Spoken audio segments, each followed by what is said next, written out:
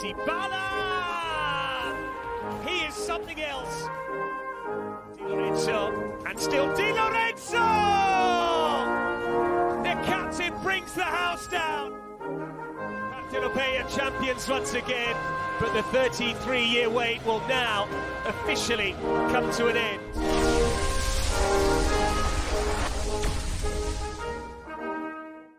Ciao ragazzi, and welcome to another edition of Serie A Sit Down, World Football Index's podcast for your Calcio to go. I'm Frank Crivello. He's Richard Carmen. Ciao, Richard. Ciao, Frank. How we doing, man? So much Calcio to get into. It's going to be a ridiculous podcast here. Yeah, we're going to get a little different with the format with how we do things here today, just because we're kind of in the middle of a double match week between the last one. And thank you all for hanging in there and joining us tonight. Life interrupts podcasting, I guess. So, and we each had last-minute scheduling conflicts, so that we had to move it to a Wednesday night this week. We've done a Wednesday night before, so we have. It shouldn't be too much of an issue. So, how are you? Doing well. Yeah, I don't think it should be any issue because Napoli's having all the issues at the moment, but we'll get into that later. I'm doing well, man. It's a crazy weekend, and we had a tropical storm over here in the East Coast. Many of our listeners will probably be aware of. So kind of derailed some of our birthday plans this weekend, but overall good. And when there's lots of Calcio going on, it's always good, right? Yes, it is. We're on a little bit of a Calcio overload. Yeah, I'm doing fine.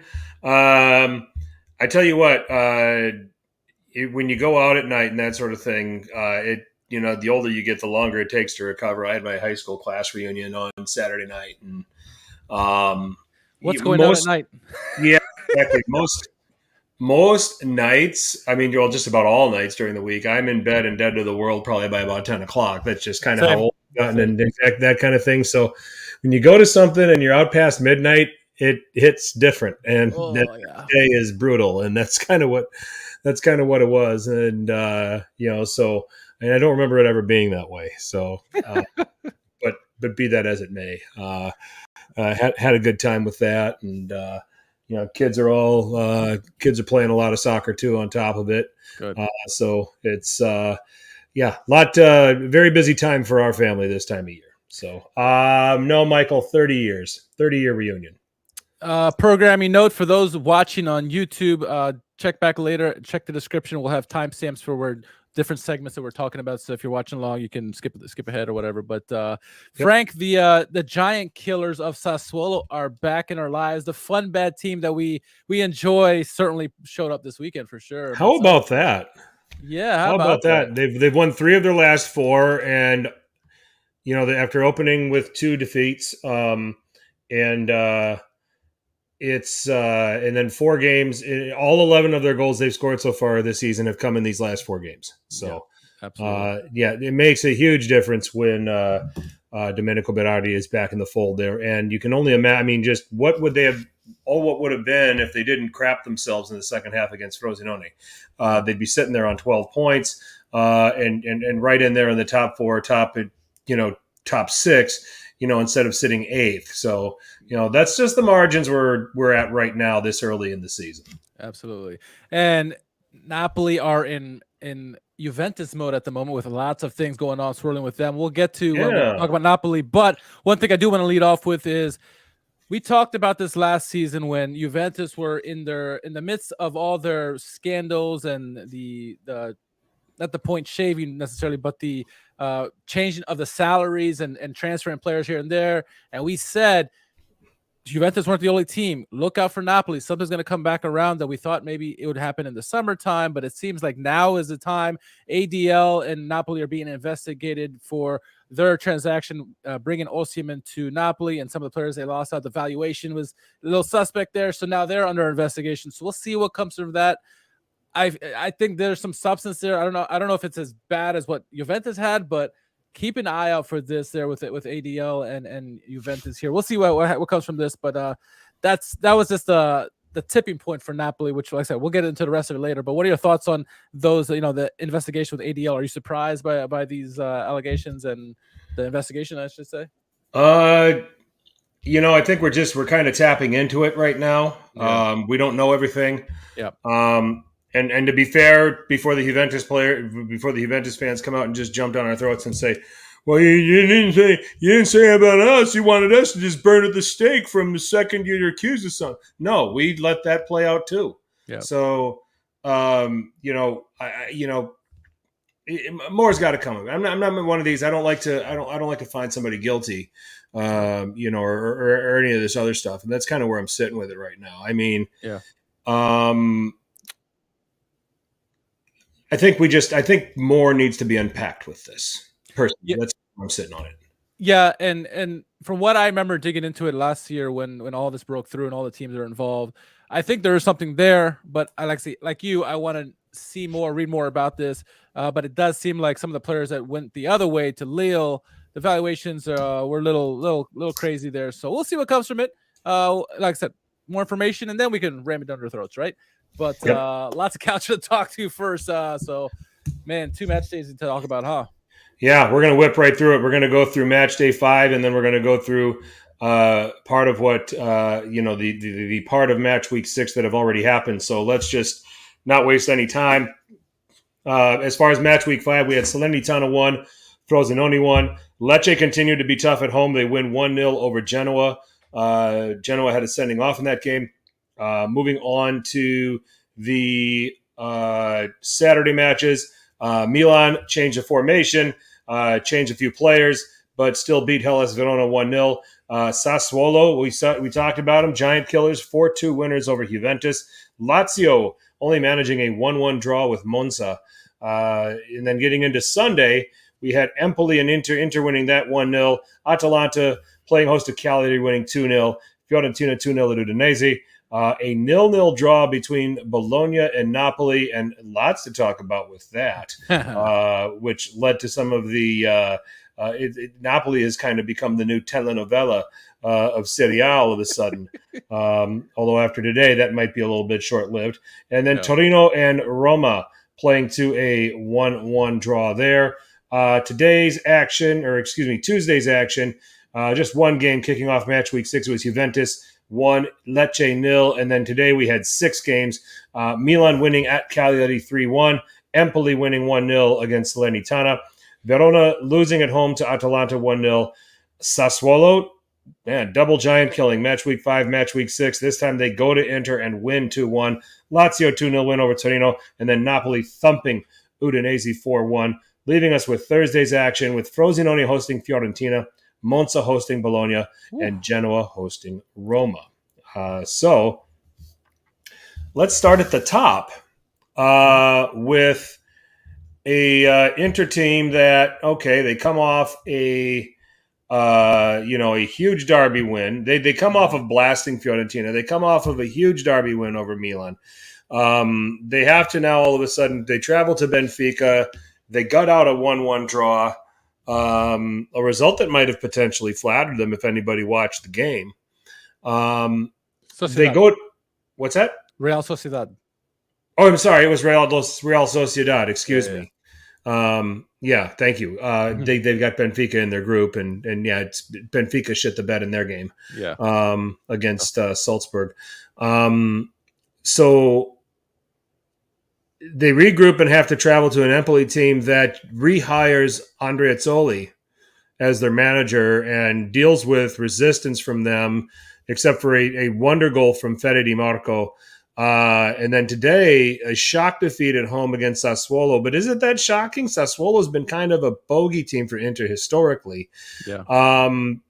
It's, now we're getting into that period of having to play every 3 days. The depth is tested. The physical ability of the players are tested.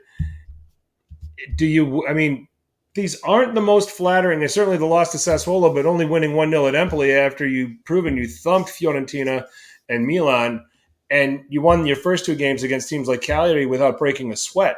Now we're getting into this. Now we're getting into an every 3-day cycle of games. Are we seeing some cracks here with Inter that potentially they may not be equipped for this kind of workload? No one is perfect, right? Right. It should have been the title of our podcast tonight. But what we're seeing is, I think, is just they're human. They're not unbeatable. Yeah. Many of us thought they weren't unbeatable. Maybe some Interisti thought otherwise, but yeah, they had a huge win in the derby, just an annihilation of Milan, and then a natural letdown against Sociedad, where they looked like they might have lost that game, and if not for a great equalizer late into the game with Mkhitaryan, I think it was, who got the game tying goal in that game, and so they staved off embarrassment in that game. And then they go against Empoli.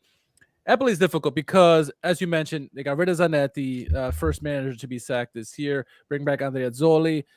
It's a natural bump. You always get that natural high when you get that new manager. Most teams feel that bump when they get it. And so you knew Empoli were going to play difficult. They have been very wide open at the back, giving up tons of goals and not scoring any on the other end. So you figure that Empoli would show up to impress their new old manager, and they did. And I thought it was a good stingy performance against them. Inter missed a lot of opportunities in that game, and they escaped with a narrow 1-0 victory. And so you're thinking, okay, well, nothing's too terrible there. But then they go to their bogey team, which is, for both Milanese clubs, this is the bogey team, which is Sassuolo, and they get the early goal. They get the goal. The game, it's a tight game, but Sassuolo is playing them very difficult. What we've seen from Sassuolo, and we'll get to them when we talk about them, is that these last couple games, ever since Berardi came back, this offense has looked very stylish, very opportunistic, very aggressive, and they're taking advantage of their opponents, strong or not. And we saw this in this game where they took advantage of the opportunities that they had, played very tough defensively, which is what we didn't think they had, because they're a fun, bad team. They give up a lot of goals, they score a lot of goals. But in this game, they played sound defensively, made Inter struggle, forced Sommer to make some saves in this game that, Inter weren't expecting. They thought they were maybe going to have line share of this possession, but Sassuolo made it difficult for them. And then Berardi with a wonder goal at the end of the game to give them the winner. This was a great performance from Sassuolo, but Inter, it's a recipe for other teams in the league to say, look, Inter can be had. They're not invincible. You play similar to what Sassuolo, and granted, they're a bogey team. If you play similar to what they did and you take your chances offensively, you have it. Sassuolo did what Milan could not do in the derby. They schemed this game very well. Granted, when you play a team on short rests, it's going to be difficult for Inter. Can't seem to get these short games, these 3 games, these English weeks. They don't do them very well in the last several years. Certainly in under Conte's tutelage, but even under Inzaghi, they seem to not do as well in these back-to-back games within a week.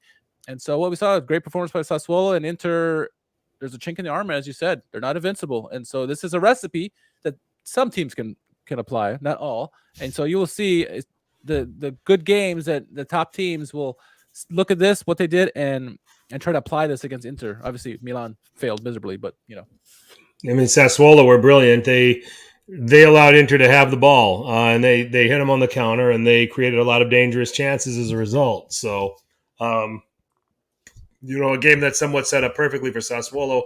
Yeah. Let me ask you this. I saw Nima on Twitter, and I'm kind of paraphrasing what he's saying. All right.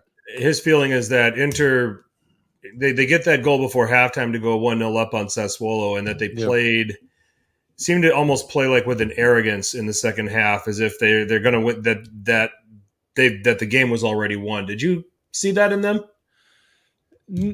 Not as much. I mean, I'm not going to have obviously as strong opinions as Interisti will. Inter didn't. I don't think they took the danger that was the bogey team of Sassuolo, especially what they did to Juventus a couple days ago. They didn't take that. They took that very lightly, and when they felt like when they scored that goal, all is right. They're going to see this one out. Sommer doesn't give up any goals, but again, Sassuolo did this. They set up this game perfectly, hit him with the counterattacks, wave after wave. I mean, freaking the double threat of Loriente on the left and Berardi on the right is just a fantastic combination this year. And they're really, the last couple of games, obviously it's a small sample, but they played so amazing, and they just hit them. They were deadly, and they took advantage of them, and got two goals at the end of the second half and won the game. And so, yeah, maybe I don't know if they play with arrogance, but they certainly took them lighter than they should have. whenever you play Sassuolo, especially for Inter and Milan, they should say this is a top-notch game. We have to go full force. Do not take this lightly. It doesn't matter what the records are. Sassuolo always plays these two teams difficult, and it showed in this game with the result and Inter getting their first loss of the season. Yep, for sure. Is there concerns with Inter's depth? Because they've obviously, you look at these last three games, if you throw in the Sociedad game, they start Asllani against Sociedad, and that turned out to be a big mistake. So Çalhanoğlu started the Empoli and Sassuolo games. Lautaro and Arnautovic started for the Sociedad game, but Thuram started for the Empoli and Sassuolo. So there's some rotations going on here. Did Arnautovic get injured too? Or am I remembering that wrong? That's possible. I'd have to go back and double check and look. Augusto started in the Champions League, and DiMarco didn't. Is it a matter of maybe misplacing his rotation? If we're trying to be super critical of Inter here, you got to rotate your players, and you got to keep the squad fresh. There's no doubt about it. But is there is Inzaghi misfiring with the way he's going about his rotations? I don't think so. I think you need to rotate your players, especially if you're going to be in. Well, I guess let me rephrase. I mean, okay, you come off the derby win, and now you're going to play Carlos Augusto at Real Sociedad in your first Champions League game, rather than continue to roll with DiMarco and then maybe make Augusto your starter in the Empoli game. Now, hindsight's 2020. Sure. It obviously was a good idea that DiMarco played in the Empoli game because he scored one of the best goals of the week, and also arguably one of the best goals of the season. So, Nima said that Inter would have 3 easy wins. Well, I didn't hear him say that, so I'm sure he did. If I'm not saying you're wrong, Dino, but he jinxed them, right?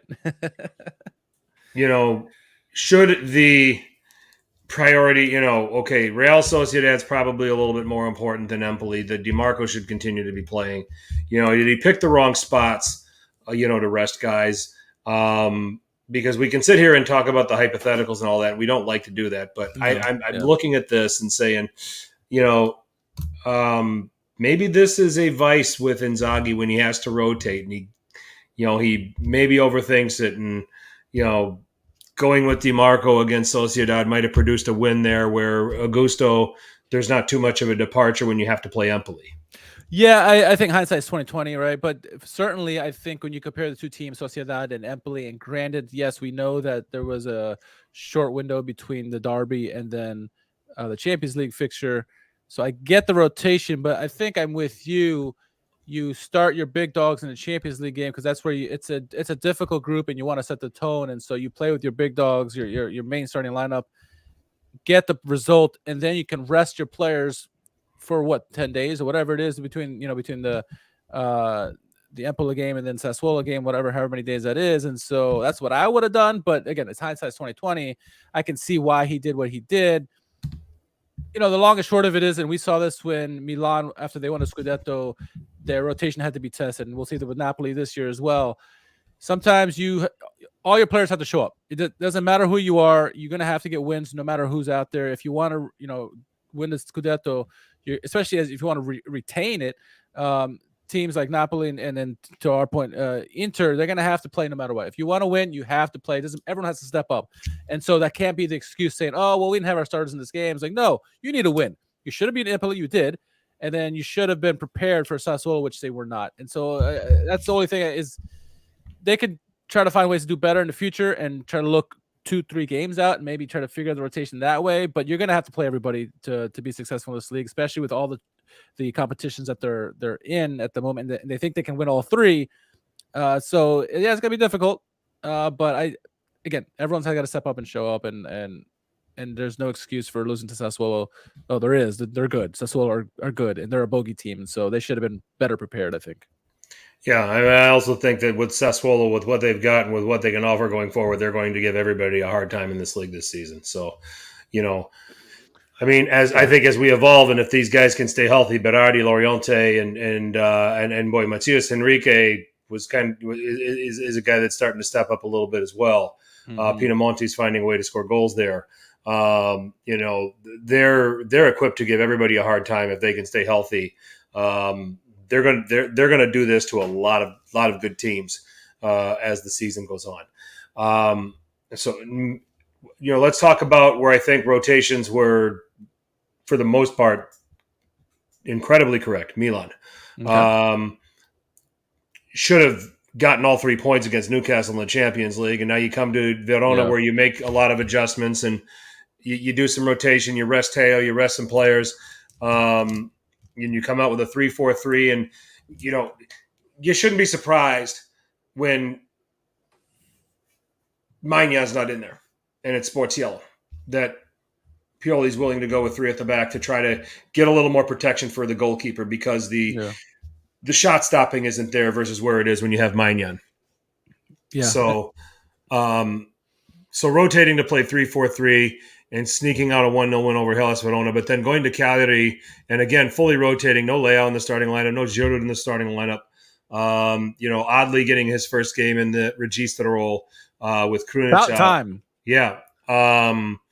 You know, having to make some adjustments, you know, positionally there, and being able to rather comfortably beat Cagliari 3-1. You know, I thought this was a good week and a great bounce back week for Milan after that derby. Yeah, we talked about this last week where Milan were buoyed by their performance against Newcastle. They should have won that game. They dominated that game and only came out with a 0-0 scoreline. Hellas is going to be the team that Milan saw, the team that everybody's going to see this year. Hellas is going to play stingy defense this year and try to win 1-0 in their games. Milan did well against them, and we're going to talk about Atalanta later, who played Hellas as well, and similar results. Milan got their substitutions right, the rotation right in both games. I think they got the result they needed. What they took advantage of with Hellas, as stingy as Hellas are, they're vulnerable in the first 10 minutes of the game, and Milan took advantage of it. Leao with a nice pass from Giroud got the opening goal there, and then that's really all they would need. And they put a lot of pressure against Hellas.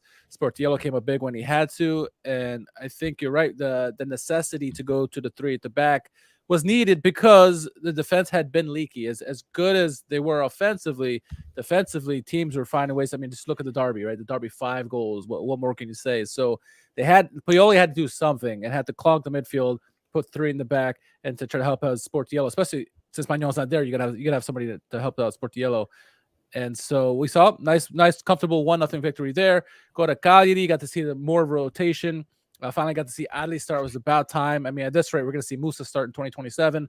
But Adli looked good. Got to see Okafor start with Pulisic and Chukwueze, and you know they look decent. Robin Loftus-Cheek had a nice goal from distance.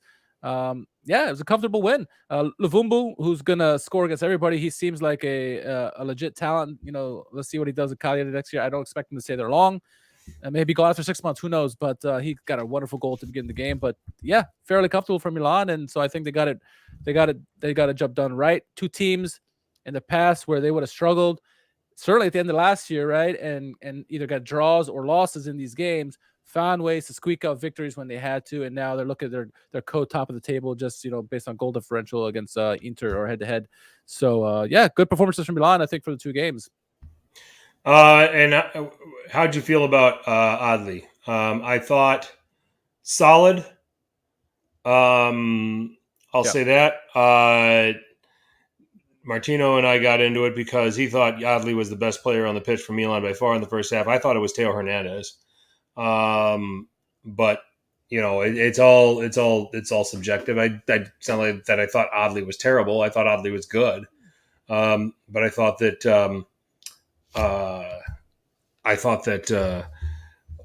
Teo was better. But anyway, Adli. A horrible mistake that led to the Cagliari goal. Yep. But other than that, yeah, a solid performance. And I could make the argument about Adli's performance that he wasn't pressed. He would win the ball and he'd add space to be able to play out. So he should hit a lot of the passes that he did. Good to see you, Rafa. What's up, buddy? Have a good time. And we need to get you on as a guest here real soon.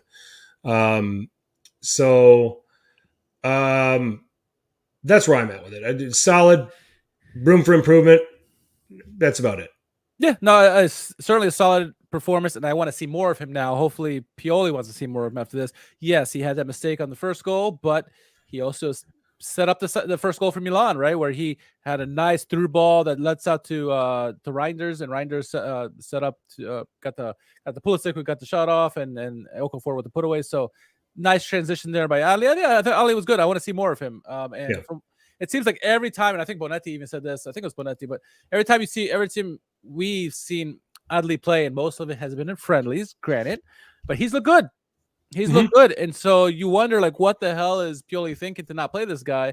Yes, you want to bring him on slow like they did Tonali and Teo and Leo, but come on. It's not like the midfielders are lining it up, not anymore. It's not like we had when we had Kessie, Benacer, and Tonali. It's not that at all. And so there's you can fight for positions. And so if he's going to step up and play well, hey, maybe it's not Krunic. I mean, I know he loves to have Krunic starting and all, but give this boy a chance. And so good to see him play well. I thought Okafor did well. I think all the boys did well in this game. And so good results for Milan. And now I think Pioli can feel better that some of the backups, the subs got an opportunity to start, got to play some more minutes.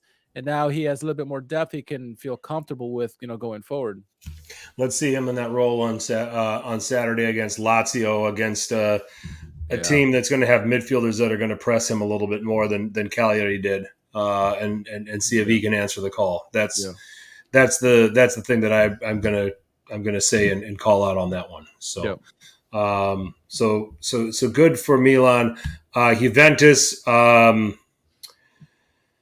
Kind of calamitous against Sassuolo. A bunch of individual errors. I mean, Gatti chief among them there in the end. Goal of the week candidate. Yeah, I think that's what we would call a lapsus in certain languages. But not realizing that the goalie, that Szczesny was like all the way in the corner when he passed it to him and not sitting in front of his own goal. So, beautiful. Yeah, it's like a FIFA goal. Oh, sure. And oopsie if there ever was one. But then, they do a little rotation to come into midweek, and they get a contribution from Milik in the 1-0 win over Lecce at the middle of the week. So you got Juve sitting here in third. And again, one of the things that's redeeming for them is that they don't have the distraction of Europe that some of these other teams around them have. But assess Juve this last week. I thought the Sassuolo game, a lot of glaring mistakes, and we talked about this when we talked about Bologna as being a team that has attacking players that could exploit them and break them down in certain spaces and half spaces. We thought Lazio could do it, but Lazio didn't. Lazio chose to try to play a possession game against them and got punished for them. Yeah.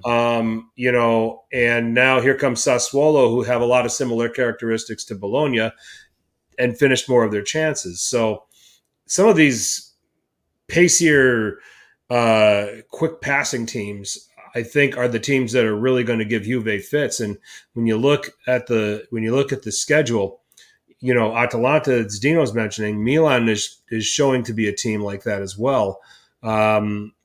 These are the kind of teams that can tend to disjoint Juve when they get into their defensive shape. Are we concerned about Juve on that front, or is this Allegri looking at it and saying, "Well, we'll find a way to fix this"?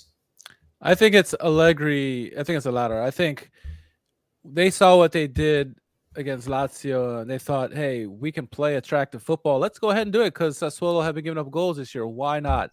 And they had the possession as Sassuolo would want, right? And Sassuolo played them in the counterattack and were clinical in this game. I thought it was a good game for a while. Like the first half was, obviously it was 1-1 at one point, and they're trading blows back and forth in this game, but Sassuolo were so dangerous in the game. Obviously, the early blunder by Szczesny doesn't help Juventus' case, but I thought Chiesa was pretty good. But they're way too open. This is not the winning Allegri formula that we've seen in the past, where it's solid defense and take your chances in the offense, try to give them possession as much as you want. We didn't really see that, and so Sassuolo had the opportunities. They took advantage. They came out wave after wave. We saw nice inverted runs by both Berardi and Loriente. Loriente was so good in this game, as was Berardi. Pinamonte was heavily involved in the game. The midfield was just the quick passes, like you said. And this is going to be a recipe for many teams like Atalanta, who can certainly do that. And man, it was 2-2 at one point, and then all of a sudden, obviously they got the 2 goals late. Sassuolo did, but yeah, it's toe-to-toe. They stood up toe-to-toe. Great performers. I think more credit deserves to go to Sassuolo than you blame on Juventus. I think they're going to regroup and try to understand that you can't do this against teams that have this attack that's potent like Sassuolo are, or even Atalanta or Milan or some of these other teams, Inter, of course, and Napoli. They're going to learn from this. And I there's some good players, some good plays that we saw in that game, but I think this Sassuolo was just so overwhelming for them. Obviously, the blunders that they had, Rabiot and Gatti and obviously Chesney.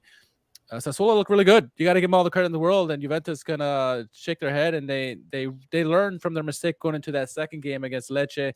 Obviously, Lecce is a different animal, right? The way Lecce plays, they're gonna be up for the games, and Juventus seemed to understand that, and they eventually got the goal from Milik in that game late, and a true poacher's goal there. But they look better defensively. Usually Lecce can get their opportunities, right? We've seen that so far this year. There's a reason why they're up near the top of the table, is because they have been risky. They've been aggressive, and so Juventus limited that in the second game. And I thought they learned from their mistake. But hopefully, going forward, when they play these types of offenses like Sassuolo, they'll learn from that. But that was not a good showing for them in that first game.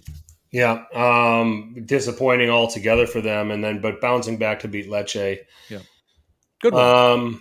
Yeah, and getting a goal from Milik in the process. So yeah, I'm still not decided about Juve. I mean, when I did my preseason predictions, I picked them 5th. I think that there's issues still there that I don't think I think that I can find 4 better teams, in which I did. And I think that, I went Inter, Milan, Napoli, and Roma. I think when when Juventus are on, they are good. I mean, you can see how good Chiesa. Chiesa's looking like his old form where he's dynamic. He's loving that relationship with Vlahovic. Fagioli also partnered with him. They find a little chemistry there, and when they're on, they're on. But when they're just off, or they're not, the other team is going toe to toe with them, you see it's not quite there yet. It's not quite how Allegri wants it. So yeah, there's gonna be room for losses or dropping of points early on the season for sure. Will it last the entire season? I don't know. And I'm with you. I'm not quite convinced on them just yet. I also had them 5th because I also think there are several teams that are more consistent than they are. Yep. I agree. I thought my eyes were playing tricks on me, but they're not. Atalanta has 5 clean sheets in 7 games in all competitions. Yeah. That includes that win over Rakov in the Europa League. But when you take a look at it, Cagliari, Verona, I thought Verona were going to score today. I thought it would happen. They kept out of sight, but I guess let's ask the question about Atalanta, because they're winning with some defending. They've got 2 good goalkeepers. They've got Musso and they've got Karnasaki back there. They've got a rotation of defenders. Koop Miners can play in an advanced midfield position like he did today, or he can play in kind of that little 2-man pivot that sits in front of the back 3. The wing backs are getting involved in scoring more, but I want to, but then they're also defending well as, on top of it. But on the one end, you want to look at it, and let's just narrow it down to the Serie A game. So it's 4 clean sheets, all victories, in the first 6 games. But it is a Sassuolo that they beat that didn't have Berardi. They beat a good Monza. They beat what's proving to be a pretty good Monza team. Yeah. And then you're looking at Cagliari and Hellas Verona, and then that's not going to get you all that excited. And you look at losing 2-1 at Frosinone, losing 3-2 at Fiorentina. How impressed are you with Atalanta's start right now? I am quietly impressed because it seems like Giampiero Gasparini has found at least for the moment, a nice mix of solid defense with good possession, attacking, still getting your offensive output out there, but not compromising on the defensive side. What we've seen in the past from Giampiero Gasperini's men is that either it's all-out attack or all-out defense, and it's not. They had many 0-0 games or low-scoring 1-1 games as a result of that. I think we see now as a compromise, and he's putting these. He continue again. He's using CDK, and CDK's actually look like a decent player now. Obviously, Ederson's in there, and all the players that they have in there. They're just wherever they put these pieces, they put coat miners in the middle, put coat miners on the wing, whatever. It all works for them, and they're not compromising defensively. I think is the ultimate thing, and they're letting the players be free will in the attack, and they're finding ways to score goals with or without Zapata. Obviously, Duvan Zapata is now with Torino. It doesn't matter for them. It doesn't skip a beat. Skamaka's not starting. Okay, that's fine. They're gonna keep doesn't miss a beat. They have a system. It always works. It seems like. And Gasperini, I think, has just found that touch at the moment. Now we'll see when they get against Juventus and some of these other teams and how it looks against a big team. But so far, so good. I like it what I'm seeing by Atalanta, and it's consistent. And they have been giving up goals. That's two of the things that have been huge negatives for them last year and in the past. So kudos to them for now. What about you? Do you think do you rate this what you've seen from them so far, or you say it's just teams that have done nothing yet? I think the game this weekend against Juventus is going to tell us a lot.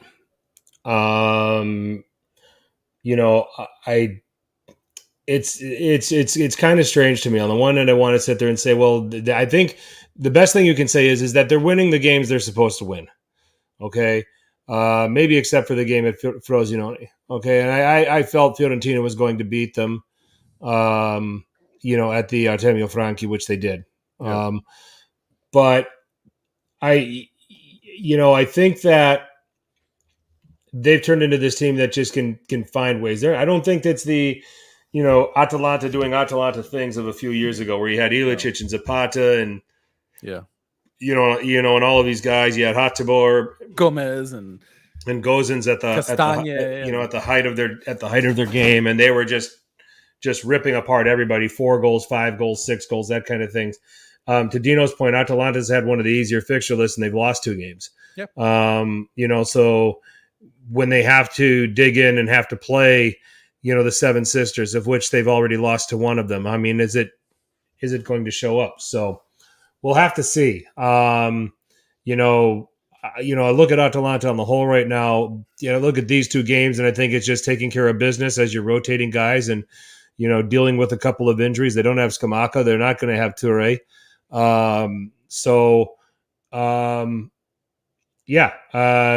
One thing I am encouraged by is the wing back play, because I think that's something that was not showing up for them in the last year to 2 years. But I think you're starting to see that slowly get better. Ruggeri is getting better and better with every opportunity he gets. Zappacosta's a veteran. You know what you're going to get with him. So, and then you can, Hattabor is eventually going to be able to start absorbing more minutes too. So they're going to be able to have that element, which might make them a little more predictable. So I'm going to make a comparison because I think Atalanta and Juventus play this weekend or very soon. The difference between the 2 teams, right? And it's kind of going back to Dominic's question earlier. It seems like when Atalanta lose their striker or one of the attackers, that they're fine. They just plug in another piece and continue moving on forward, and they continue to have success. Juventus, on the other hand, if they lose a Chiesa and Vlahovic, what happens? I think especially if they lose Chiesa, they lose a lot. Milik can jump in for Vlahovic, I think, and do admirably. But I think you lose Chiesa, and that's it changes things for Juventus, and they become a more defensive team. Atalanta doesn't seem to have that worry because they have so many pieces that can plug in. They can move guys in different positions too. Coat miners are so versatile. Apparently, CDK can be playing multiple positions as well. They're so versatile. They're using the wing backs now. They're a little bit more solidified in the defense. They're not going to miss a beat. They're going to continue going forward, doing what they do, assuming they continue this this style of play that they're doing, and it's achievable. They're able to have success by the way they're playing, plugging anybody in there, and I don't think Juventus has that at the moment. But to that point, I don't think Atalanta have anybody that can replace Coat Miners. No, should he get injured? Correct. He is the key cog for them. They have plenty of pieces that they have a lot of good depth on the team, I think, but no one of Coat Miners' level or quality. He's going to have a better season than Malinovsky did in the past. when he had 10 goals, 11 assists. Coal Miners is turning into something really special for them just before our eyes, and you saw it in the game. In the game this what was it yesterday against Cagliari, and even against Hellas Verona as well. Is that he was able to do things, dictate the play, do basically whatever he wanted, wherever he wanted on the pitch, and they don't have anybody else on the team who could do that. Is he the best midfielder in the league currently? On current form, he's up there. I would say you'd probably have to put maybe one of the inter midfielders. I mean, yeah, he's up there. He's definitely in the mix. I think the guys at the table right now are him, Çalhanoğlu. Yeah, I was trying to bite my tongue at Çalhanoğlu, but I agree with you. Certainly Çalhanoğlu. Zielinski. Yeah, for sure. Zielinski. I think it's Kolpani, midfielder, or is he an attacker? He's an attacking midfielder. He's kind of in the same mold. I don't know if I'm ready to anoint him. I don't think I'm ready to put him in that company just yet. Luis Alberto, he's certainly having a great season so far. I think that if you're gonna have a round table with 4 people, I think you round it out with Luis Alberto before you round it out with Kolpani. Well, Luis Alberto has had some performances where he's keeping Lazio in some games and such. So that's where I'd go. I'd say it's those 4. And Coat Miners and Çalhanoğlu are probably the 2 most in form at the moment. I would say so. I would say so. I think you can make the legitimate argument that, take your pick. It's either Coat Miners or Çalhanoğlu as far as through the first 6 match weeks, as far as who's the best midfielder in this league. Krunic close third. Just kidding. So we're going to talk about Napoli. And then we're going to go 6 through 10, 11 through 15, 16 through 20.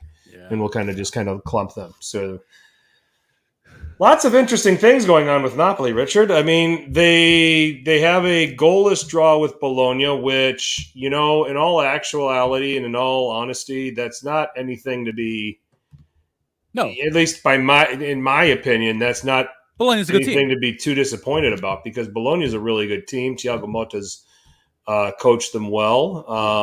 I actually have Bologna doing some pretty positive things this season. Me too. And it's because they're capable of going and putting some pressure here. Now they're starting to draw too many games for my liking, but we can talk about them here in a little bit.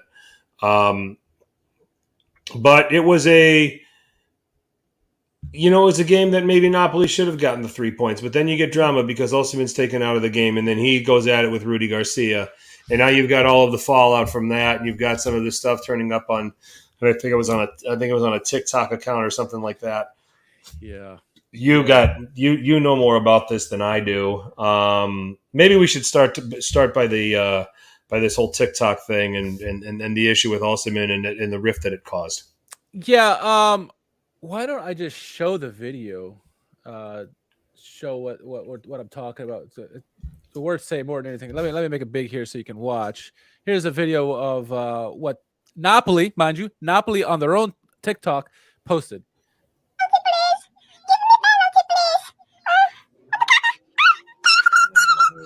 Referee, thank you. You give me penalty. Thanks. So basically, they made fun of Osimhen on their own TikTok for missing the penalty and for crying for the penalty in the game, and obviously Osimhen caught wind of it, and it wasn't deleted for a while. And so Osimhen now is threatening to take legal action. The official wording, what I heard was Osimhen could take legal action against Napoli per his agent Roberto Calende for a formal statement. What happened today in Napoli's official profile on TikTok platform is not acceptable. A video mocking Victor has made public but now belittly deleted. A serious fact that causes very serious damage to the player and adds to the treatment that the boy is suffering in the last period between media trials and fake news. We deserve the right to take legal action and useful initiative to protect Victor. Those are damning words there, if you say so. So, and it adds to what happened at the end of the game when Victor got taken out of the game, and there was obviously some words between him and Rudy Garcia. And say that what you will, right? Because one, you want your best player. He is the best player to be pissed off and get taken off, right? How many times we've seen Leo Messi and Ronaldo? Those guys get pissed off when they get subbed off. So I understand that part. But there's also the aspect of how the team looks at it is like you don't want to be shown up by your player, especially the new manager being shown up by one of the players. So there's that. There's conflict there already. It's tense right there as it is. And then whoever's fucking idea was to go on TikTok and make the stupid video. It's not the first video too. There's a video they posted before. We're saying like it's like a joke of like, oh, I'm a coconut head. I'm a coconut. Blah blah blah. Making fun of Osimhen. This is not the first time they've done something like this. And so to mock the player after he misses a penalty against Bologna. Saying that he was begging for the penalty, this and that. It's not a good look for Napoli at the moment. And we'll see what happens from that. And what we saw is, prior to the game and going into, to practice, Osimhen showed up very pissed off after his public comments. He addressed the team. He said hi to his team manager, but ignored his teammates as he walked in. He was obviously very furious. Now, a 4-1 result will change those moods, right? But that's what Napoli did is very amateurish, and they need to take swift action on whoever posted that video or made that video and posted it on TikTok, because that is unacceptable. And in my opinion, I don't know how you feel on this. I know you're not so much of a social media savant as Victor Osimhen maybe, but what are your thoughts on what you saw from the video from Napoli? Oh, it's atrocious. I mean, it is. It's one thing if it was like a Juventus player, like, okay, they're making fun of another player, team, but not your own player. Yeah. It's atrocious. It's completely disrespectful. In general, it's not a good look, and they probably are alienating themselves from the best striker, their best striker. You can have the conversation about, well, Raspadori can step in at some, when Osimhen leaves, or Simeone can step in with some. This can be. What's that? He's probably the best striker in the league. This can potentially be irreparable because while they might just tell you on the surface, all right, yeah, we beat Udinese at 4-1, everything's cool. That's still going to be in the back of his mind. Yep. Okay. I mean, you don't shake off something like that and just go back to work and carry on. So I mean, I think it ultimately is going to end up with Napoli losing Osimhen, and he might lose him in January. They might say, "Look, I want out." Or they might even been discussed behind the scenes and say, "Listen, sell me in January. I want out of here." It's possible. And in the meantime, I'll keep playing as hard as I can for this club. So it's going to be very interesting. I'm very curious to see what the Raff and Raffaran is going to say about this. Yeah, that's going to be a great listen. Absolutely. Absolutely. But it's crazy. But let's come back to what they did on the pitch here. Okay, so a 0-0 draw with Bologna. They had their chances. On a different day, probably would have won that game. They didn't. So that kind of set off the chain of events, or maybe some of the problems. And then they get back to work here. They play an Udinese team and they destroy. They scored 4. Lisi and I were talking about it, and Lisi said, "Man, they might, when they got up 2-0, Lisi's in, they might score 10." Yeah. They look like they were on a mission. Fadatelia scored a goal of the week candidate, in my opinion. Yeah. So that got him back on track. Osimhen looked hungry, like he wanted goals. He got his goal. Yeah, so they performed on the pitch like nothing's really changed. So, and I think that's going to serve them well. How long they keep this attitude up, remains to be seen. And then and I think my biggest question that I have right now for Napoli is Rudy Garcia might just be best off staying out of the way. Yeah. And just sticking with what worked under Spalletti. This is a different team automatically without Kim. I think without I think another piece or two, but Natan looked good in this game, I thought. What's that? No, yeah, he did. Natan looked good. He did. But Garcia might do his best job, his best managing job with this team would be to just change as little as possible. Yes. And let them keep it going. I agree 100%. And it's kind of why I didn't pick him to win the Scudetto this year, is because that Rudy Garcia factor. And I think last year, a Spalletti managed team against his Bologna would have found a way to win, right? Yeah. And that's not all the manager too, right? It's the players as well. But I think, to your point, Garcia's best to get out of the way, line up, make the starting 11, make substitutions, get out of the way, right? I think this team knows how to play. They've been playing this way since Sadi ball back, several years ago. And so while they have some pieces left from that, and one or two, they still know how to play that same way, very attractive style. And they're going to be a good team. They're absolutely going to be a good team this year. And I think Victor Osimhen's the utmost professional. I think he's going to keep doing his job, keep scoring goals. But I agree with you. I would not be surprised. I'd be more shocked if he stayed here long term versus leaving, because I think he's going to be on his way out. If he wasn't already, he will be now after seeing that kind of stuff. And the eye's now going to be on their social media team to make sure they're pitch perfect from the here on out on all their platforms. So, this Napoli team, I was really curious to see how they would bounce back after all this controversy, and they responded very well. But my question to you is, with Napoli, do you think that they feel this insane amount of pressure to repeat, or at least validate what they did last year as not a one-off, because they got a new manager, and while they kept most of the pieces, the expectation now is do it again. Do what you did last year and do it again. Do you think they have that overwhelming pressure that may be the undoing of them? At least when I say undoing, I say the undoing of winning Scudetto. They're just going to be very at the top. What happens when you do win one? The next year they're all coming after you. Every year. Nick Saban said this often about his Alabama teams when after winning a national championship in college football. It's talking about being the defending national champion, and he said he never understood that concept. He said, "Well, what are we defending? We won that. Okay, we won that with that team." And some of those players are gone, whether NFL or otherwise. This is a different team. All right, what we did last year can't be taken away from us. Okay. We need to have the mindset. We need to just go out and attack and get another one. Yep. Okay. And that needs to be a defending champion's mindset. Okay. Because there's some similarities. Okay. There's some different players at Napoli. There's a different manager. It's a different team. Yep. Okay. Even if there's a lot of the same faces. So,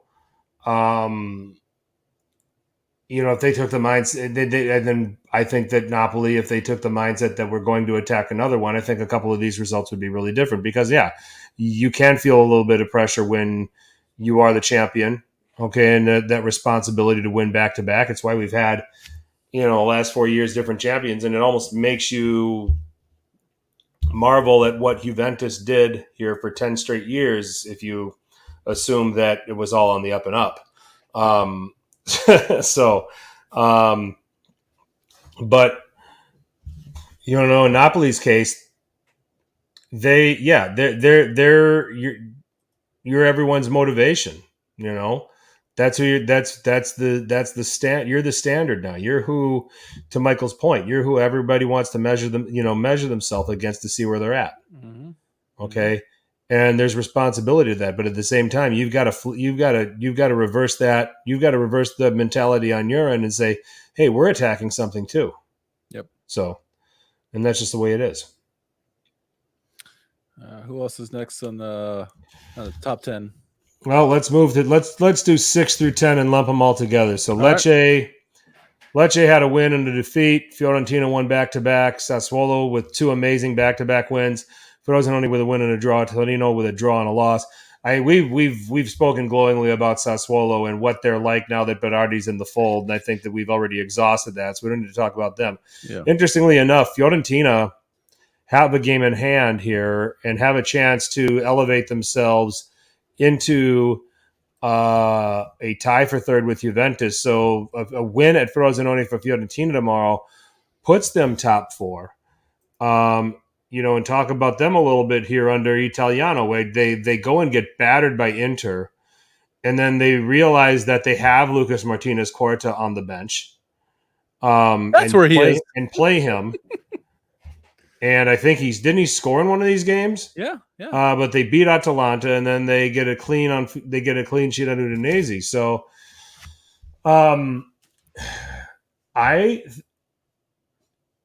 this Fiorentina team has suddenly become a sneaky proposition. It's almost like they just said, you know what, scrap this Inter game and now let's just look forward. But it's this is going to be fascinating because if Frosinone win, they're on 11 points, and they're in a tie. They're tied with Napoli and Lecce.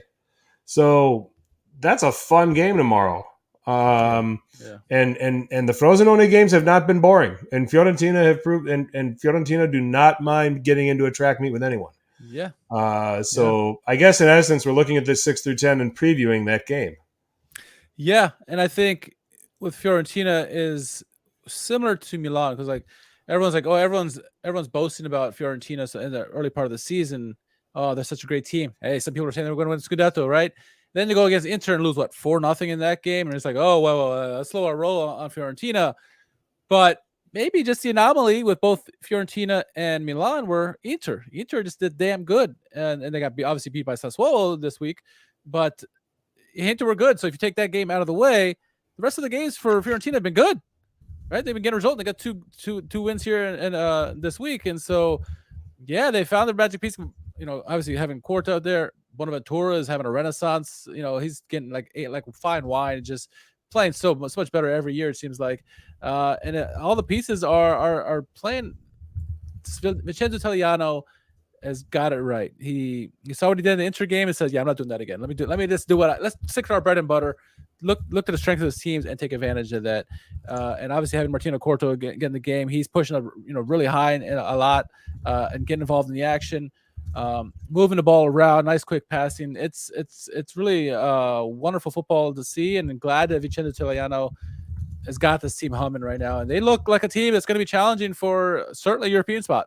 Where we'll find out.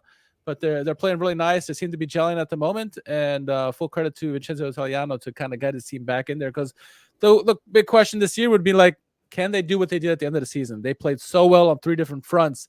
Can they repeat that? And it seems like they're picking up where they left off last year and continuing on. So look out for them, and they got obviously a big game coming up this weekend. Yeah, it's going to be entertaining. I mean, every one of the Fiorentina games are entertaining, as you said. Frosinone, they have not been the pushovers that many people thought they were. I thought they were going to be. They're certainly not. EDF's got the team playing well. He took what they did last year and pretty much didn't mess with it too much, right?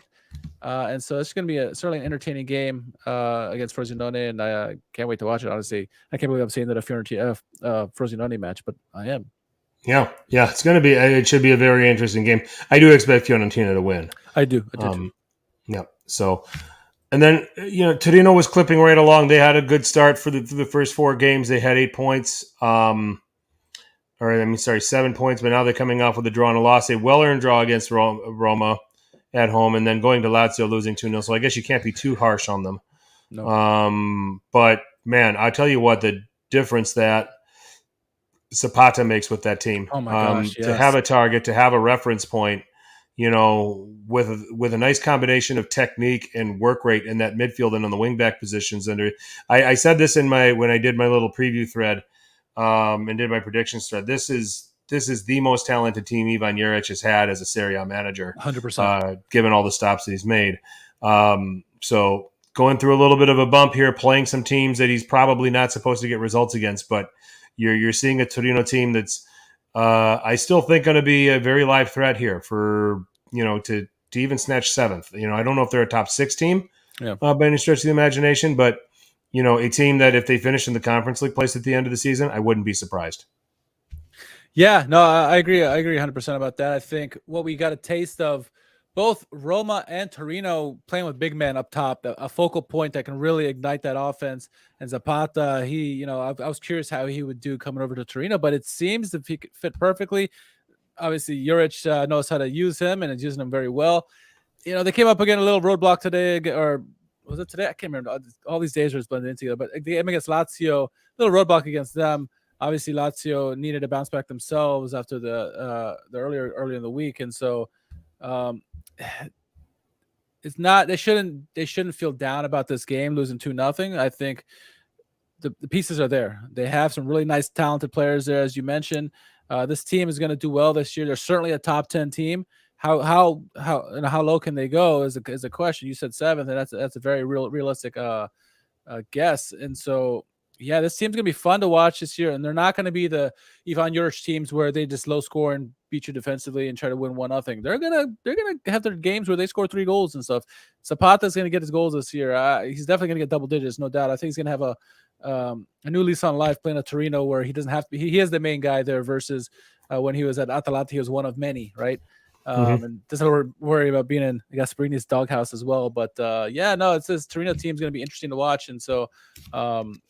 Yeah, I think they're a real team this year, and move on from the Lazio game is a good result for Lazio. Yep. And then there's Lecce. Yeah. Another win this time against Genoa. Lecce at least is proving to be they're a perfect 3 for 3 at home. That includes a win over Lazio. Yeah. Away a little bit of a different story.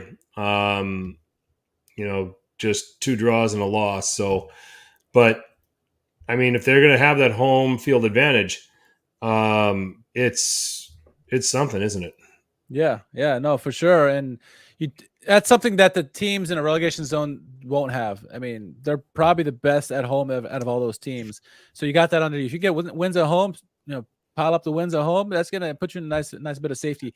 Why they survived last year, right? And even on the road this year, they've been difficult to play against. Ask Juventus. It wasn't easy for Juventus at all in that game. And so while they may lose the games, they're going to make it tough for everybody. It just seems like the pieces they got. I mean, I really like their number 9. Hristovic seems to be a guy who knows to put the ball in the back of the net. And who's the guy who came off the bench and scored early in the week for them against Genoa? Oh, my God, name's escaping me.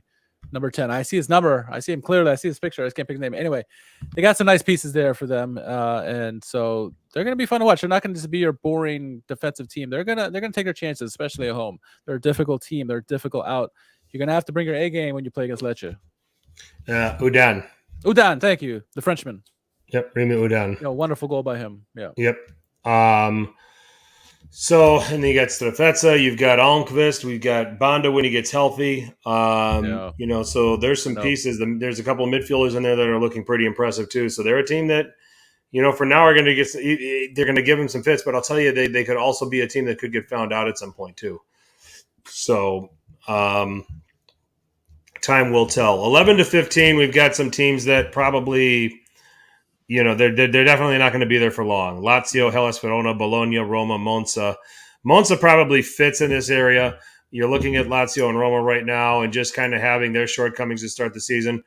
Roma starting to stack it together a little bit now. Now that Big Ram is back, I think, earning a point at Torino, but having him in the mix. They also wanted Sheriff in the Europa League. So now they're unbeaten since that loss at Milan. You got Lazio who, are kind of right now all over the place over the results, but beat Torino today, had the 1-1 draw with Monza, were beaten soundly by Juve. And then you got Bologna. Bologna and Roma are on this list, and Monza are on this list. These are teams that have a game in hand, so they can easily find themselves out of this spot.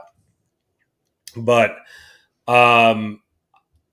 Roma gets out of this pretty quickly. They're a different team with Lukaku in the mix and with all of their parts there now. I think they go and they win at Genoa. That game's going to be a rock fight, by the way Giuliano's got this team trying to tighten things up now. Yeah. Retegui with the goal scoring touch. Yep, agreed. But I think Roma will squeak it out. I'm like 1-0 Roma on a game like that. And then you look at Bologna, that's going to be a fun game against Monza. Those are two teams that are sitting here in this section of teams, and they've got to play each other. Monza have kind of been indifferent. They're struggling to score goals. That's one thing that stands out. Just 4 goals in their first 5 games. Generally just struggling to get results overall. Smacked by Atalanta and Inter, which is probably expected, but then getting wins and draws against the teams kind of around them. So if Bologna finds their scoring form, which they've been struggling to do the last couple of games, they win this handily, in my opinion. I think they beat them by 2. I think they beat Monza 2-0 or maybe even 3-1. But Monza is going to be a tough customer. Just comment on this section of teams here, because there's some interesting dynamics going on with this group. I think Monza, Bologna, Roma, and Lazio are all top 10 teams. I think Bologna is very obviously. Roma and Lazio are going to be in the top 10. They're so much talented on both those teams, and they're going to ascend really quickly. I think Bologna. We've talked about Bologna, at depth, how well managed they are by Thiago Motta. He's got the pieces. He's using the pieces to their potential, and they're scoring. Xerxes up top is just fantastic to watch. He really brings a different element to them that it seemed like didn't have with Arnautovic. Arnautovic, yes, he scored many goals for them, but I think Xerxes adds another twist that they didn't have before.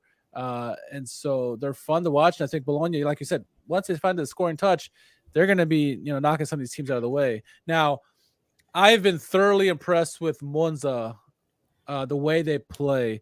The pieces that they have, that's a really nice piece there. This team is really put well together. I love the way they play. I mean, that game against Lazio was an entertaining game. Went back and forth. Monza had probably the better of the opportunities in that game, but some of these attacking pieces, Churia and Colpani and so on and so forth. Colombo's there. I mean, it's a really nice team to watch. They're fun to watch. Now, defensively, they probably need some to work on, but they're getting the job done. And I think this game against Monza and Bologna coming up is going to be a close game. I probably, I imagine it's going to be like a 1-1 game, though. I don't see an outright winner. I think if Bologna is on their game and scoring goals, yeah, I agree with you. They're probably going to win this game. But Monza's going to be tough out this year. I like them a lot, how they're set up. And yeah, they're going to be a difficult team as they were last year. I see Monza as being a threat for European competition in the next year or two. I really do. Not this year. I think there's still another year of consolidation that they need to do, but I agree. Yeah. I agree. Yeah, I'm with you. Verona for us is the team that doesn't belong here, and they're going to go the other way. They're going to go down. Yeah. We have them. I have them for relegation. Suddenly now the goals have stopped. I mean, we kind of now have an account of what they are when the luck doesn't come their way. But I think the one thing that they've got for them is that they are working hard defensively. They're limiting chances. They've been correcting that since getting beaten 3-1 by Sassuolo. But the goal scoring punch going the other way just isn't there. Bonazzoli's struggling. We said this. We said when your creative midfielder is Andre Duda, and you really don't have much, and the only other guy relying on is Saponara, you're in some trouble. And you got to find ways to get the ball to somebody like a Cyril Ngonja, who to me I think is a talent. But it's easy to defend him. It's easy to be able to get to him and have cover so that he can't get around you. There's not very many times where you're going to let him free to be 1v1 against a defender. So you take that risk out of it, then what do you have left? So there's not much creativity to the Verona side.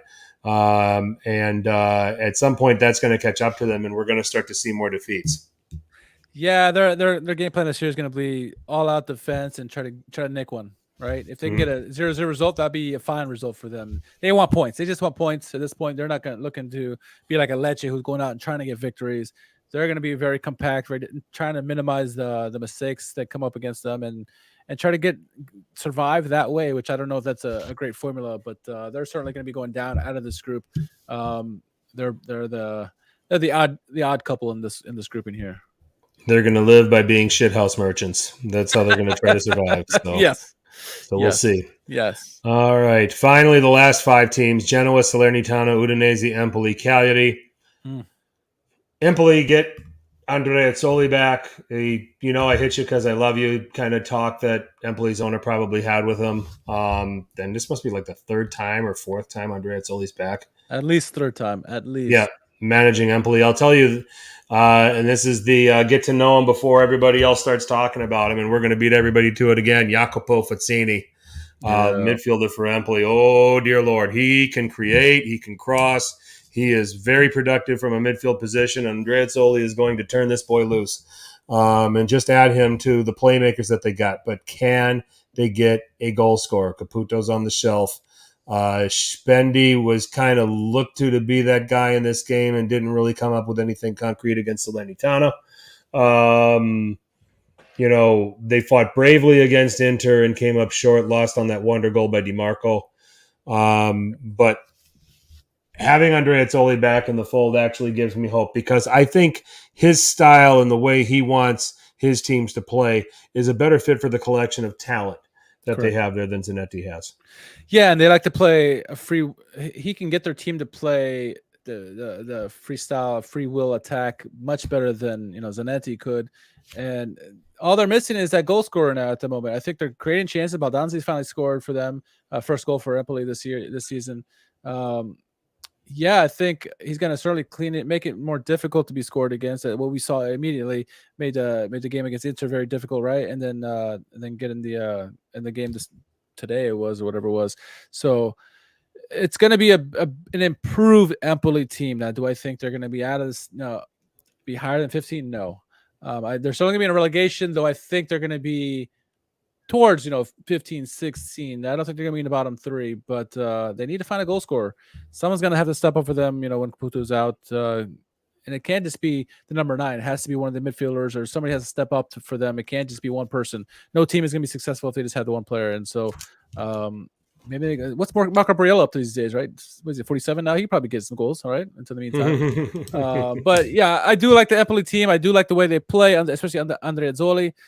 But they're a team that's going to be in this bottom 5, I think, throughout the entire season. I believe I had him 17th or 16th in my predictions to finish the season. Kind of an ought to survive, kind of thing. I think the alarming team in this group, and I think it mainly has to do with the results that they've had so far this season. It's Udinese, and now they get smacked by Napoli 4-1. 2-0 at home. They couldn't score against Cagliari. They couldn't score against Frosinone. They only managed 1-1 against Salernitana. I think Sotil is not long for this world as Udinese manager. We know how the Pozzos can get, but I don't think the message is getting across. I agree with you. I think of the bottom 5, certainly Udinese is the troubling team, because they shouldn't, with the talent that they have, they shouldn't be in the bottom 5, but they're going to be there all season long, at least while Sotilo's there. I agree with you. I think his of the bottom 5 teams, he's probably the next manager to go. Yeah. And they have some pieces there. I mean, Samardzic had a freaking wonderful goal this year, against Napoli, and their consolation goal in their big loss there. But they got some pieces. They just can't figure it out. They're not responding to Sotil anymore. Yeah, they had some difficult games, but still, the Udinese even last year, they made every game was difficult. Every game, every team, didn't matter top to bottom, they played everybody difficult. We're not seeing that right now. And so, yeah, they're going to have to change something quickly. I think if they get Sotil out, bring someone in who can work with this group that they have right now, they can certainly get out of the top 15. They have the talent to do it. But at present, they're going to be in that bottom 5. And honestly, if they don't pull that trigger quickly, they could be in that relegation fight for quite a bit of time, unfortunately. Yep. I'm with you, but I think that they're talented enough that they're going to figure it out and dig their way out of it. But it is not a good sign, because this is a fixture list that, when I look at it, I would expect 5 or 6 points out of them at this point, and not 3. Yeah. So I think they're definitely underachieving, and I think it's going to end up costing Sotil his job. Salernitana and Bulaidia need each other. Yes. They flat out need each other. Dia came in off the bench today in the loss to Empoli. It looks like they've kind of gotten over some of their issues. There was talk about Dia maybe getting sold before the transfer deadline and all this other stuff, and that Salernitana made the deal with Villarreal permanent, but then they were going to try to move him, and there's some conversations going on there. Yeah. And I think there were some conversations that didn't make Bulaidia particularly happy, and it kept him away from the team, or it kept him away from getting into the team. Now that he's back in the fold with some regularity and is going to be for some time, Paulo Sousa just needs to play him. He can still play the same system he wants, and he's got a healthy rotation. I think Giovanni Cabral's a decent player. I do too. I like him. And I think Candreva had a shitty 45 minutes here against Empoli and got the hook at halftime. But I think that, where Salernitana have been good in the last couple of years, in addition to some of the players we're talking about, wingbacks, and they've got two good ones, Mazzolchi and Bradovic. And it's strange to me that they haven't been able to get it quite clicking on all cylinders yet. Right now this is going to look like an ugly loss to Empoli, a bad loss given where Empoli is and that they hadn't scored all season coming in. But I think Empoli are going to be better under Andrea Azzoli, and this loss isn't going to look as bad as it looks now. But then, 3-0 at home to Torino, 2-0 at Lecce, struggling to score goals. The draw with Udinese, a team that you're struggling with right now. Salernitana is a team that better figure out some things pretty quick here. And it starts with getting Dia into the team regularly. 100%, because Mehmet Ochoa can't do everything himself. He's been fantastic this year, but they face a lot of shots, and so naturally some goals are going to go in. But they need some goal scorers there. I mean, you have a Dia with a Cabral and some of these other pieces. I think you got a nice group that can be a comfortable mid-table team, lower mid-table team. But, they need to figure it out. I think this team is underachieving. It's funny because they seem like they're overachieving at the beginning, and now they seem like they're underachieving. I think that they just got to get the goals. And Idea, like you said, Idea needs to be with them, and they need to be with Idea. They have to make this work if they want to survive this year. Because, as well as the team seems to be gelling and playing at the moment, all it takes is a bad egg in that room, whether it's caused by management or the player, to really set this morale and the team go down. We've seen it many times with other teams, right? Name the Cagliari team that got relegated before. They probably had no business getting relegated, but they did, right? And Sampdoria, same thing. So it can happen. And so hopefully they can figure it out the goal scoring ways, because, if they can get some goals, they're going to have the goalkeeping, right? They have the midfielder, they have some wing backs. This team is not that bad, honestly. I think you rated them, 13th this year is your prediction or something like that? So, I mean. Which team? Salernitana? I think I had them like 16th or 15th, yeah. Oh, okay. So, yeah.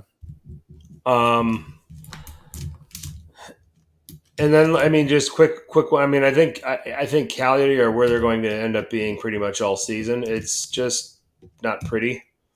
Luvumbo is the guy we kind of talked about at the beginning of the season as being the guy that's going to give people some problems, but they don't have a second guy really like that.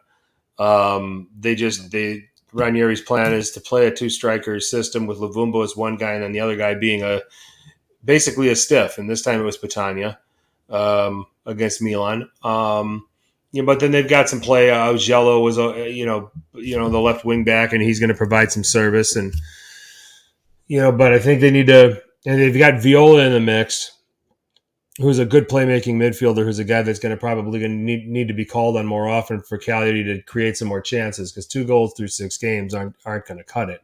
No. And then on the other team, we'll talk about both of them, Genoa with Gilardino. They're about where I thought they would be at this point. I mean, I think very brave of them to go and get a 2-2 draw there with Napoli. Yeah. Lecce's perfect at home, so that's difficult. Torino's a very strong side. I mean, the one thing that I'll give Gilardino credit for up to this point is, I mean, they won their Copa game against Modena, gave up 3 goals, and then opening game of the season gave up 4 to Fiorentina. I think he's shored up his defense and how they defend and how they organize as a team. He's done a good job of that. It's starting to slowly become at the cost of what they're capable of being going forward with Retegui, with Gudmundsson, with Malinowski when they give him a chance. And I think that's kind of the balance right now, or that's kind of the challenge that Gilardino's having with this Genoa team. Yeah, it's kind of like what we said about Gasperini. He had to find that balance, and he finally did find that balance. I think Gilardino's tactics have been better as of late, especially after that Fiorentino loss. But it's a difficult ask, right? You want to stop the goals from leaking in for sure. That's you're not going to win a game if you give up goals. But you can't also sacrifice the offense, and you can't win. We can draw your way out the rest of the season. Who are you, Verona? They have pieces in the attacking side that if Gilardino can find that nice balance, maybe they just need more midfielders to help out with possession of the ball.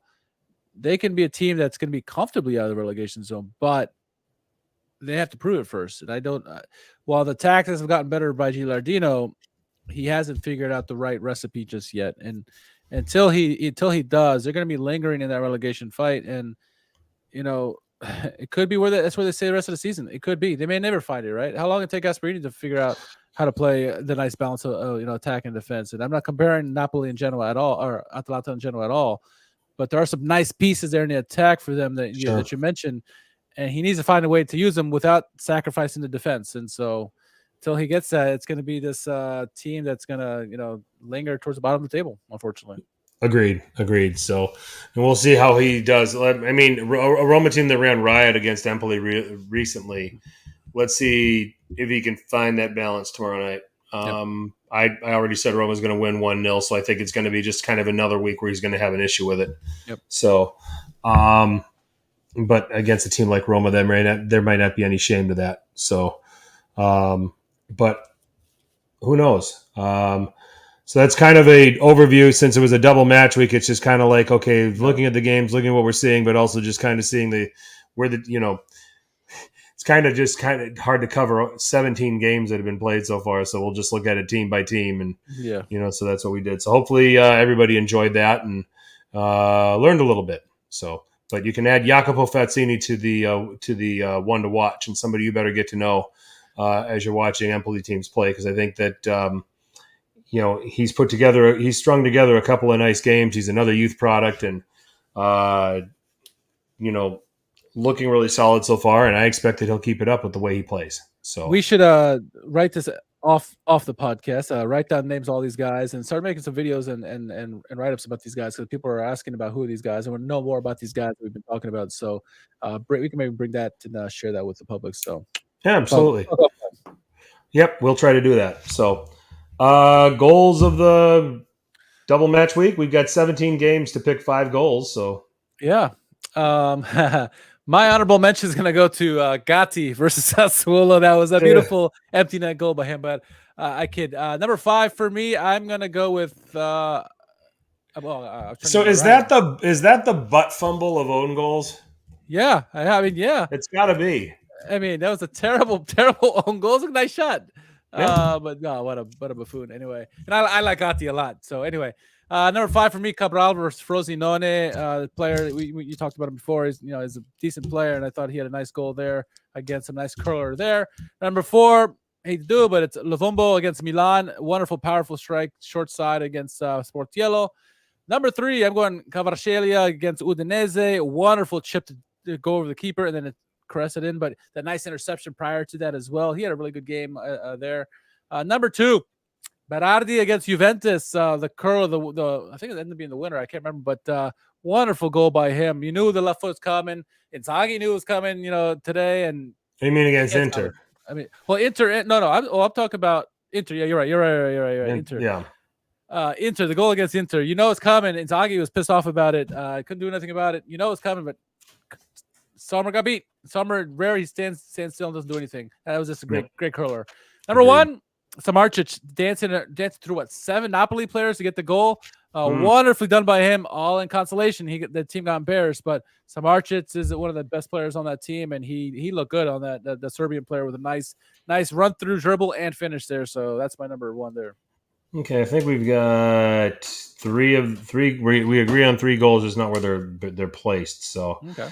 At number 5, I am yes, Anthony. I've got Ruben Loftus-Cheek, but it's at number 5 for me. His debut goal for Milan, great counterattack, great work by Pulisic, and then a great goal from distance there for the former Chelsea man.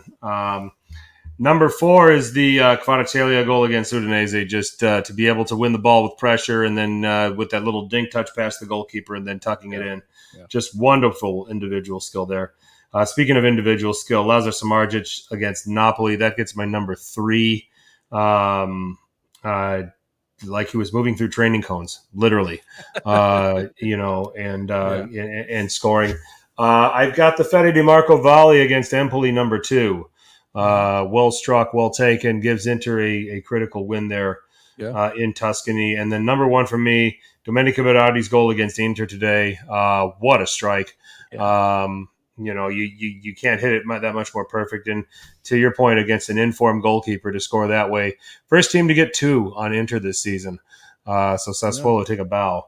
But those are my top 5. Okay, I like it. Nothing wrong with that.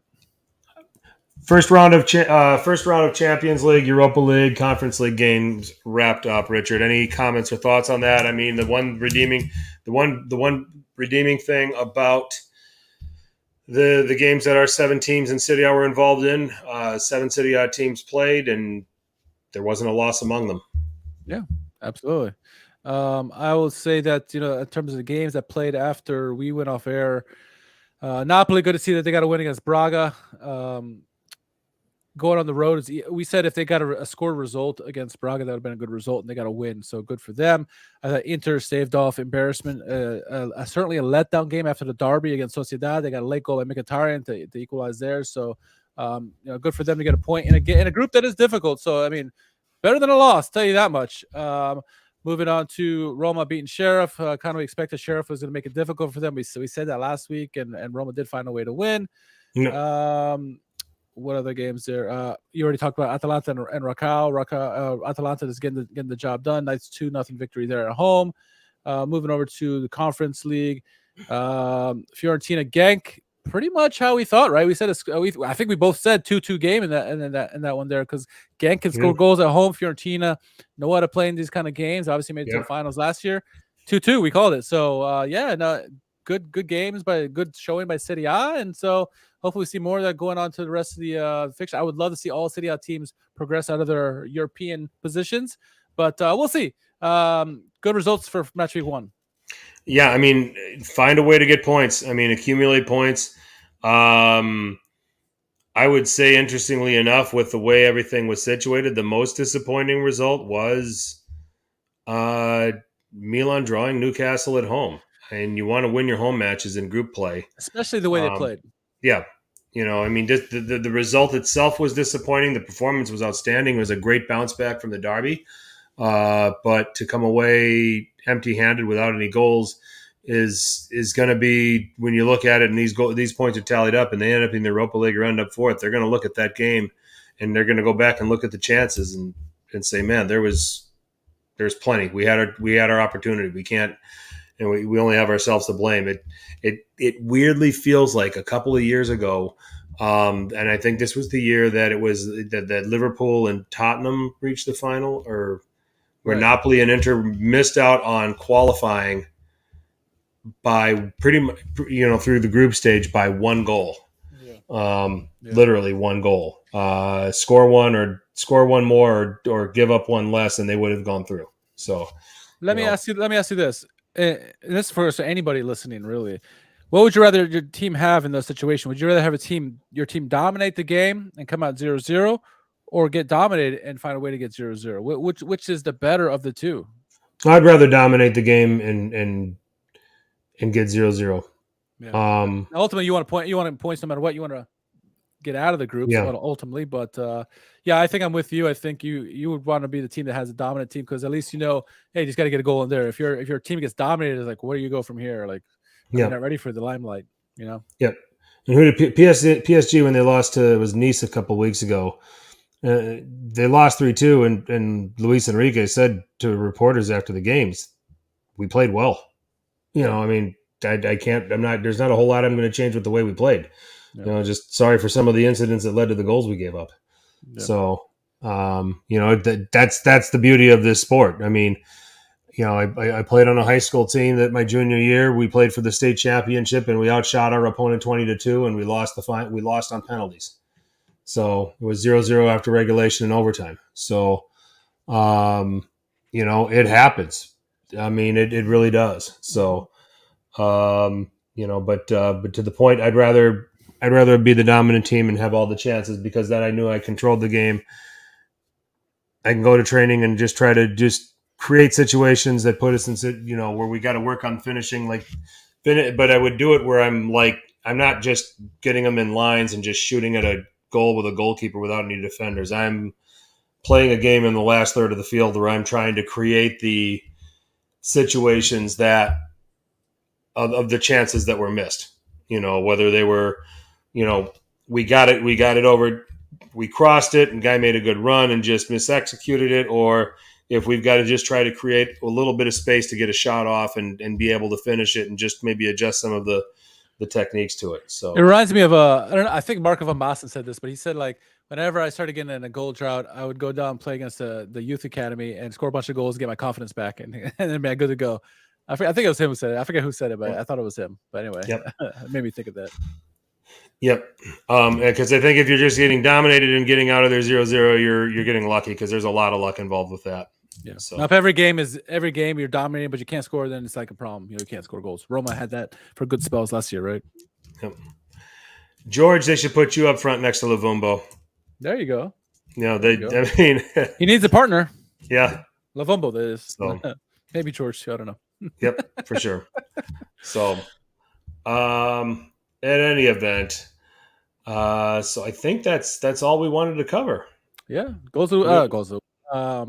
Who on Calcio Twitter? You want to do that? Do we have enough entries this week? I don't know. We'll see. We didn't have many last week, I guess. Let's look at it. I'll bump through us here. What's the first one? It's Paris Snitch, September 19.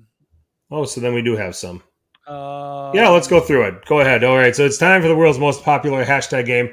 Who won Calcio Twitter? Richard, right. take it away. Yep. Paris Snitch, multi-time winner. It says, honestly, I have no doubts Milan will win against Newcastle. Newcastle had a tough game against Brentford. Meanwhile, Milan are well rested after only playing 4 minutes against Inter.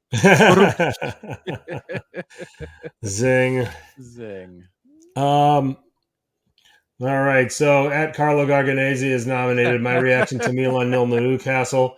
One of the greatest nights in Milan's history. A disastrous result for Newcastle against such minnows. Brentford greater than AC Milan. Rigo Henry greater than Teo Fernandez. Yeah.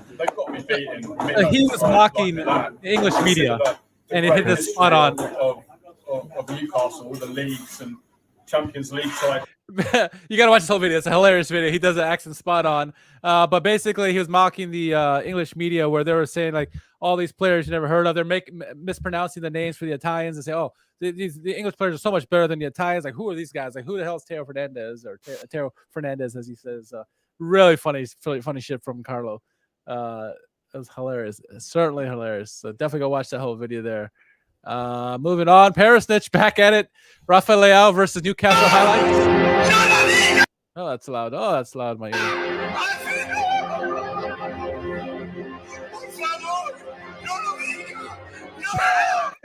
Oh, jeez. Missing empty netter. Yeah, Rafa had some struggles there. So he did. Let's see. So Perisic again. Ibrahimovic returning to Milanello tomorrow to give another motivational speech about Lions. You know the vibes of Whoopty. Oh, you know the vibes. Old Ibra coming back to town, huh? Moving on. It's Troll Football says, if Onana was a dog.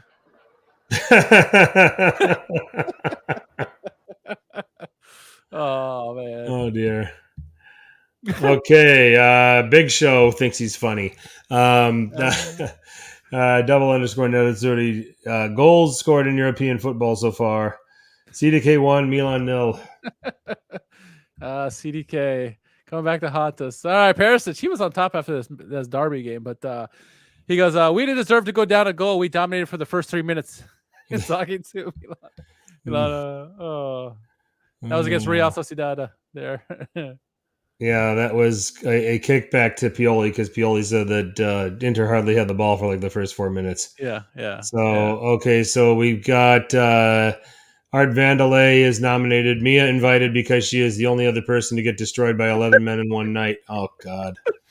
I'm sorry I read that. I mean, why did they invite a porn star to the event? Because beyond me, but beyond me. Shades of Berlusconi, who knows? But yeah. Interesting by Art Vandelay there and Milan. Moving on, Inter Dave nominated this one. It's Carlo again. It's Juventus look exhausted having played in Europe in midweek. If they were out of Europe, they would have a serious chance of winning the Scudetto. Nothing like a little sarcasm in the Who Won Calcio Twitter ranks, right? Absolutely here. Absolutely. All right. George is in, and I think George just joined us to find out if he's going to win. All right. So when you are new to the south part of the United States and find out Chick-fil-A is closed on Sundays. Is it not closed? I mean, where I'm from, it's closed on Sundays. It's closed on Sundays up here, too. Yep. All right. Maybe he's from Canada. Yep. That's so funny. There's Osimhen blowing up against Rudy Garcia there. Christian, it's at CAQUINO__. It's Rudy Garcia if he was a house. On fire. Fair. On fire. The previous two was from Napoli Sansone. Say Rudy Garcia is a house. Not sure what you're all worried about. Well, the house is on fire. Napoli Sansone, nominated by Bob Lex. Is it possible that a Juventini logged into the Napoli TikTok account and posted this video? It's a bit far, but it can happen. So that's why I'm saying. Using just Juve there from his commentary from before. So moving on, Scott Monroe nominates himself for Victor Osimhen for his goal. Left Udinese defense be all to end all. Be all to end all. I'll get my coat and leave quietly. Try the veal, right? That's right. That's right. Right. So now it's the 75th minute and you're losing. You should make some subs. Inzaghi. Put in Kevin James. Yep. That's a substitution. All right. What we got? What you got? That one, not no one. I think Siakino. I think I like that one. Well, let's just hold on. Before I do that,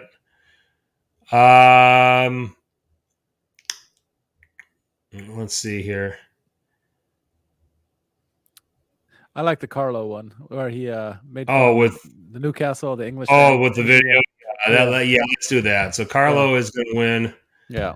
It's really the video that wins, but we'll give Carlo credit. Watch the video; it's hilarious. He did a great job for 2 minutes. He was going on pretending he was the using the I don't know, it's a Geordie accent. I don't know what accent he was using there, but really good job done by him. So anyway, all right. What else do you want to say to the people while I enter this? Yeah, we're gonna try to get a couple guests on here. Where you talked about maybe trying to get Rafa or someone from the Napoli camp. I know our boy Anthony from Interworldwide is on our radar, so maybe we can hook up with him here in the next couple weeks. And excited with a couple more games here before the international break. So another international break. It is fast and heavy here. So I say George says the Mia Khalifa one getting destroyed by 11 men. Yeah, that was pretty bad. But we try to have some degree of integrity to these things. That's right. That's right. So, that's right. So, and I was given a request by Michael Lisi to get the Lecce Fans UK at some point. So we would have to do that on the weekend. So, but that would definitely be good. It'd be good to get their thoughts on the start that they're off to this season. So yeah, I talk to them a lot. So yeah, we'll reach out and see what we can do and figure something out because they are in the UK. So. We will be getting guests lined up, so please stay tuned for all of that. But with that, we are going to put a bow on this edition of Serie A Sit Down. We have our own podcast on Apple Podcasts, SoundCloud, Stitcher, Spotify, iHeartRadio. I'm exhausted. I'm tired. Wherever there's podcasts, there is Serie A Sit Down. I'm at FTC_21 on Twitter or X or whatever you want to call it these days. Richard is at R_KHARMAN at Serie A Sit Down there, at Serie A Sit Down on Instagram. Check us out. Also on Facebook. So we've got just about all of the important social media outlets covered. So hit us up there.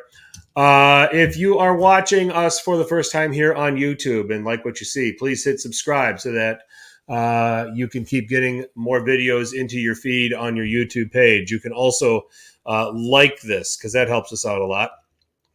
And hit that notification bell because that will give you a heads up when we go back on or when we do video drops, which we will. Richard does an excellent job of taking this full one and just little excerpts that we'll throw in from time to time. So if you don't want to listen to the whole podcast, we'll have little clips available on the YouTube channel that you can listen to us weigh in on. So we've been doing that more and more. The website is www.seriasitdown.com. Do this again next week, Richard. We'll get back to Tuesday programming. Yeah, absolutely. Sounds great. So we will catch you all at that time. Chat, thank you all so much for chiming in, offering your comments and questions and your takes. We will be back again on Tuesday night, 9 p.m. East. Until then, for Richard, I'm Frank. Make sure you're always telling your paisans about us. Ciao.